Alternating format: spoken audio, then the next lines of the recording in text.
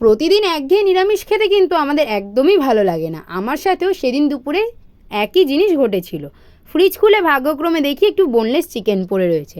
চিকেনটাকে বার করে ভালো করে ধুয়ে ছোট ছোট করে পিস করে কেটে ওর মধ্যে দিয়ে দিলাম একটা ডিম ফাটিয়ে, একটু নুন, লঙ্কার গুঁড়ো, ব্ল্যাক পেপার আর একটু ভিনিগার, আর তার মধ্যে দিয়ে দিলাম পরিমাণ মতো কর্নফ্লাওয়ার আর ময়দা। সেটা দিয়ে ভালো করে মাখিয়ে চিকেনগুলো ভেজে তুলে নিলাম। এদিকে কেটে রেখেছিলাম পেঁয়াজ, আদা, রসুন, লঙ্কা আর ক্যাপসিকাম, যেটা পরপর দিয়ে আমি একটু ভেজে নিয়েছি। তার মধ্যে দিয়ে দিলাম নুন, লঙ্কার গুঁড়ো, ব্ল্যাক পেপার আর একটু হলুদ।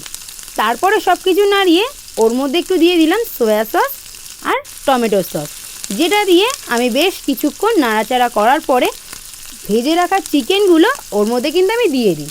তারপরে বেশ কিছুক্ষণ কষিয়ে নিয়েছিলাম। তারপরে ওর মধ্যে একটু ঢেলে দিলাম জল।